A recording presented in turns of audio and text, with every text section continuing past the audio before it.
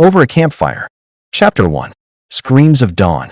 The sky was still painted in muted shades of blue and gray when the first scream pierced the quiet. It wasn't the kind of scream that came from a prank or a nightmare. It was raw, jagged, human.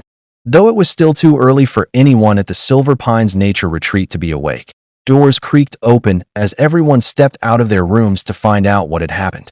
Hannah Carlyle jolted awake in room 3B, the faint light of early dawn casting long shadows across the wooden walls.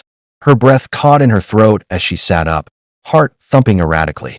The scream came again, clearer this time, shrill with panic, and it was close.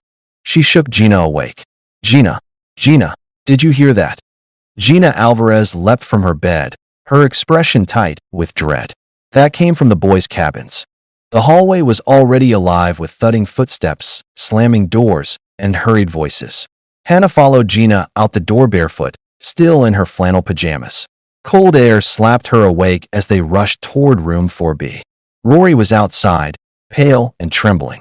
"He won't wake up," he kept saying, voice breaking. "He was just there. I didn't hear anything. I just woke up, and he was like that."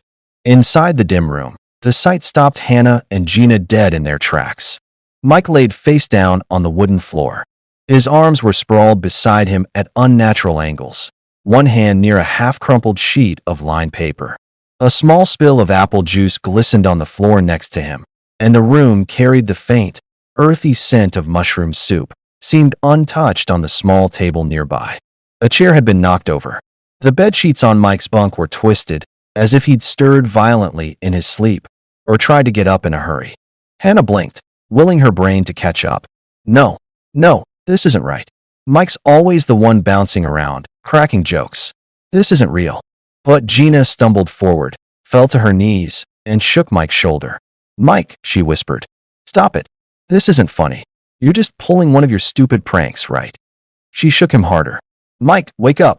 Nothing. His body was still. Too still. A folded sheet of paper had landed beside Gina's knee. The top half was visible. The handwriting was unmistakably Mike's, or at least, it looked like his. But it wasn't finished. A sentence trailed off halfway. "I know this may sound strange, but I've liked you since." That was all. No name. No signature. No recipient. No clarity. The ink trailed off. There was no name. No recipient. Just a broken confession that hung in the air like a ghost. The door banged open behind them. By this time, all the students had gathered and were in complete shock to see Mike in such a position. Ms. Blakely's voice rang out, commanding and sharp. "Back away now." Behind her, Mr. Hahn, Ms. Jordan, and Ms. Rayner crowded into the room. Ms. Jordan gasped, one hand flying to her mouth. Mr. Hahn's glasses slipped slightly down his nose as he stared in stunned silence. Ms. Rayner stepped forward and took control. "Everyone, out of the room. Now. No questions." "But he's not gone, is he?" Gina said, her voice quivering, hands still clinging to Mike's arm. Miss Collins appeared behind them. "Gina, sweetheart." Her voice was gentler than the others. "Let go. We need to take care of this." Reluctantly, Gina let her hand fall. She rose to her feet like a puppet on loose strings, dazed, barely noticing as Ms. Blakely gently took her by the shoulders and guided her out. The hallway was a flurry of voices and confusion now. Jason was standing barefoot, holding his blanket around his shoulders like a cape. "Did someone die for real?" he asked too loudly, his usual humor warped into disbelief. Lena, standing beside Mia, gripped her own arms tightly. "It's Mike. It can't be. He was just laughing last night." Mia's round glasses were fogging up, but she didn't speak. She just stared at the floor. Darnell crossed his arms. "I told you this place was weird. First day, and now this." Ava looked like she wanted to cry. "Was there a bear? Did something break in?" Zoe shook her head, voice grim. "No claw marks. No broken windows. This wasn't an animal." Dan stood stiffly with crossed arms, unusually silent. Caleb was pacing nearby, muttering to himself. He was fine. He was fine at dinner. I saw him. He got second servings." "Everyone," Ms. Rayner boomed, "head to the central hall. Now." The teachers formed a firm line, ushering all the students toward the building in silence. Hannah lingered at the edge of the group, unable to pull her eyes away from the now closed door to room 4B. Her brain swirled with confusion. Her best friend, Mike, the one who never stopped moving or talking, was gone. And no one knew why. The paper, the juice, the soup, the silence. She wanted to cry, but the tears wouldn't come. She reached for Gina's hand instead, and Gina didn't let go. As the sun began to rise behind the misty treetops, the group walked silently toward the central hall, the weight of a terrible truth settling on their young shoulders. Mike Lou was dead, and nothing about it made sense. The central hall was wide, with high wooden beams and large windows that let in the early morning light, though somehow, today the light didn't make it in all the way. Shadows clung to corners. The cheerfully painted banner that read "Adventure Awaits" above the front stage felt like a cruel joke. Students huddled together in silent confusion. Some sat cross-legged on the floor, arms wrapped around their knees. Others stood near the walls, eyes darting between teachers and friends, as if someone might explain what had just happened, what they had just seen. Gina sat down heavily in one corner, her arms locked around her knees, her fingers trembling. Her breathing was uneven. Hannah sat beside her, just as quiet, the tears streaking down her cheeks, leaving trails on her skin like fine pencil marks. She hadn't said much since they'd been pulled out of the cabin, since she'd seen Mike's lifeless body sprawled across the wooden floor. The image wouldn't leave her mind. Mike, her best friend, the boy who could never sit still, the one who had made her laugh during math drills and drawn doodles on the corners of her notebooks. He hadn't moved. No matter how many times Gina had shaken him, no matter how hard she had called his name. Rory sat nearby, his back against the wall, staring into space. His foot tapped unconsciously against the floor, the rhythm fast, irregular. Zoe was crouched beside him, arms folded tight across her chest. "Tell me this is a prank," Zoe whispered. His voice, though soft, held a desperate edge. "Please, tell me he's going to pop out and laugh at us for falling for it." Rory turned slowly to look at her. His face had gone pale. "I swear," he mumbled, barely audible. "I just woke up and saw him, like that." He was face down. "I didn't hear anything last night." "Nothing." Zoe blinked, eyes flickering. "There was soup on the table. Juice on the floor. Do you remember that? Was it there before?" "I don't know." Rory snapped, his voice cracking. "We had mushroom soup last night. He said he liked it. But I don't remember anything being spilled." In another corner, Jason Whitman was pacing in short circles, arms folded tight around his stomach. Caleb and Dan stood near him, their usual snark and competitiveness gone, replaced by a taut silence. "This is crazy," Jason muttered. "Stuff like this doesn't happen on field trips, right? This doesn't happen." Dan shook his head slowly. "He was totally fine last night. I saw him laughing after dinner. He was joking about the marshmallows and Jason's story about the time he sat on a beehive." Caleb snorted, but it lacked any humor. "Yeah, we all remember. So what the hell happened between last night and now?" Maya, sitting quietly beside them, looked up with red-rimmed eyes. "Please stop saying it like that, like it's just a mystery. He was our friend." Even Dan, who never backed down from an argument, nodded silently.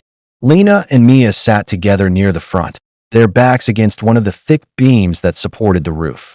"You think he had an allergy?" Lena whispered, eyes darting toward the teachers, who were now talking in hushed voices near the whiteboard. "Like, to mushrooms or something. Or maybe a bee sting. He could have been stung." Mia shook her head. Her glasses were fogged slightly from her breath. "I don't know. But the letter." She stopped herself. Lena looked over sharply. "The love letter. You saw it too." "Yeah. Just laying there. Like someone dropped it or left it behind. Half written. Do you think he wrote it?" "I don't know," Mia whispered. "Or who it was even for." Ms. Rayner finally stepped forward to address them all. Her presence alone seemed to draw everyone's attention. She wasn't loud, but her voice carried the kind of weight that made people stop talking. "Everyone, please stay calm. I know you're scared and confused," she began, her eyes scanning the group of children. "We are too. But right now, what's most important is that you stay here and stay safe. The authorities have been called. They'll arrive shortly. No one is to leave this hall until you are told to do so." Several students glanced at one another in alarm, but Ms. Rayner held up a hand. "If any of you saw something or heard something during the night, anything at all, you need to speak to one of the teachers. Quietly, one at a time." She paused. "There is no blame. We just want to understand what happened. If you feel faint or unwell, please let Miss Collins or Ms. Jordan know. You're not alone in this." Near the side of the hall, Ms. Jordan was already moving among the clusters of children, crouching down gently beside Gina and Hannah. "Girls, are you okay?" she asked gently. Gina barely shook her head. Her voice, when it came, was almost too soft to hear. "I tried to wake him up. I touched his shoulder. He was cold, cold like a freezer." Ms. Jordan nodded slowly, her expression pained but composed. "That was very brave of you, Gina. I'm so sorry. I thought he was asleep," Gina whispered. "Like, maybe just too tired. Maybe he'd roll over and laugh like he always does." Hannah leaned her head on Gina's shoulder, eyes blank. "He was supposed to make us laugh today," she said quietly. "He was supposed to be here." No one had answers. Only silence, tears, and a dozen unanswered questions that hung heavy in the still air of the central hall. All the teachers walked into the hall. Ms. Blakely walked in first, followed by Mr. Hahn and Ms. Collins. Their faces were pale, drawn tight with concern, and though no one said anything at first, the weight of their expressions was enough to deepen the ache in every heart. Ms. Blakely stepped forward. She still held her clipboard, but now it dangled uselessly at her side, forgotten. Her whistle, ever present around her neck, no longer felt like the tool of order and control. It felt meaningless now. She took a breath. "I'm very sorry," she began, her voice more brittle than usual. "We've just come from the cabin. We've checked. We've done everything we could think to do." But her voice faltered just slightly before she gathered herself again. Mike has passed away." A gasp spread through the room like a ripple. Some students turned their faces into their knees. Others sat frozen, staring straight ahead. It didn't matter that they had seen him. Hearing it spoken aloud made it real in a way that no one wanted. "He's gone," Jason whispered, more to himself than anyone else. Ms. Blakely nodded once. She didn't add anything further. She didn't need to. Mr. Hahn stepped forward next, hands clasped gently before him. "We know this is incredibly hard," he said softly. "You all cared about Mike. We did too. He was a bright, joyful presence, and this is a terrible shock for all of us." Tears streamed silently down Mia's cheeks as she clung to Lena's hand. Even Zoe had gone quiet, chewing the inside of her cheek. "But right now," Mr. Hahn continued, "we need your help. We don't know exactly what happened to Mike. And because the authorities will need details to help us understand, we'd like to ask if any of you saw or heard anything unusual last night, or this morning before the screams." Miss Collins stepped in gently, her voice warm but firm. "There's no judgment. This is not about blame. I am sure no one has caused or even thought of wanting this to happen. It's about clarity. We're just trying to piece together a timeline. When did you last see Mike? Did he say or do anything that seemed strange? Did he mention feeling unwell or staying up late?" There was a pause. Then, slowly, hands began to raise. Not high, not eager, but timidly, like frightened branches reaching toward a stormy sky. Gina's hand went up first. "I saw him last night after dinner," she said, her voice shaking. "We were walking back from the campfire. He was joking with Jason and Dan about the mosquito bites. Then we went to our rooms. That was the last time." Rory, still pale, sat with both arms wrapped around his knees. "I was very tired from yesterday's activity and went to bed right after packing," he said. "This morning, I only noticed something was wrong when I saw the juice on the floor. And the soup.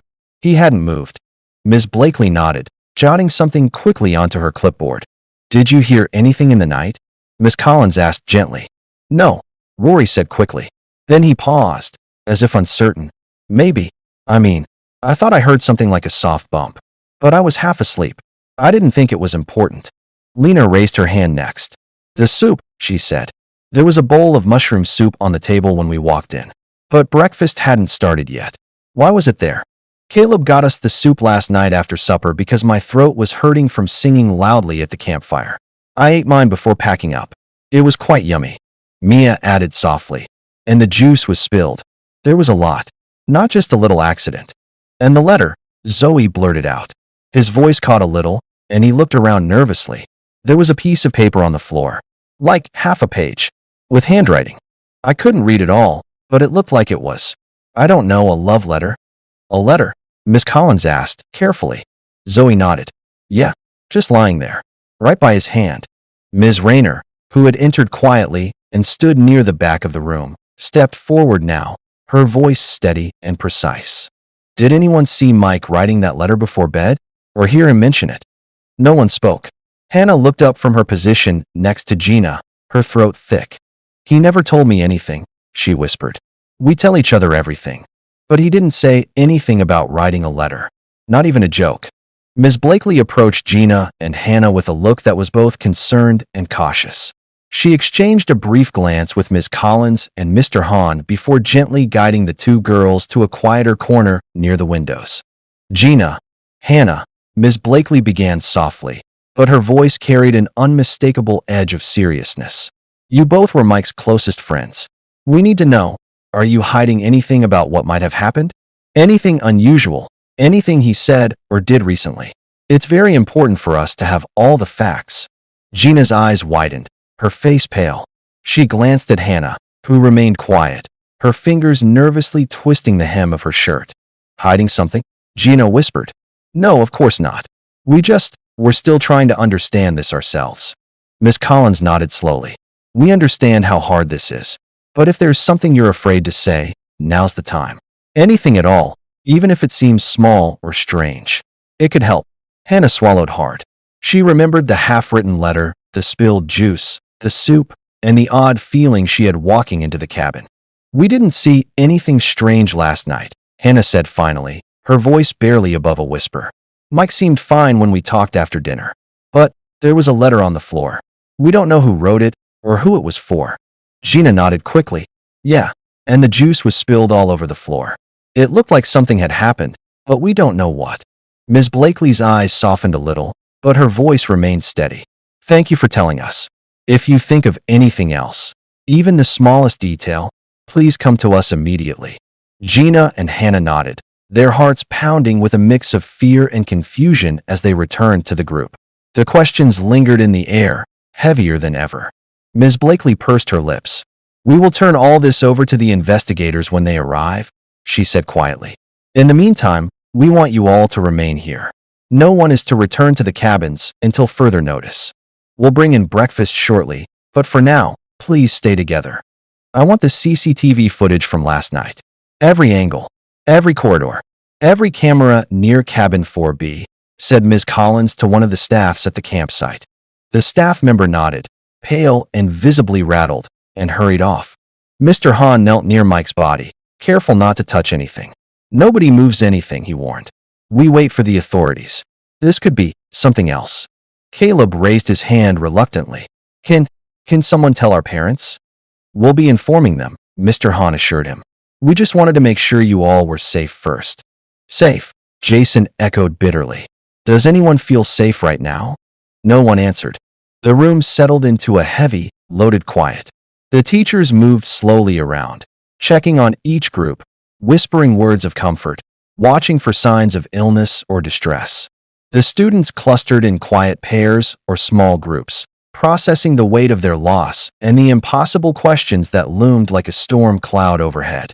Mike Lou was gone, and maybe to find out, we should go back a little bit before all of this happened.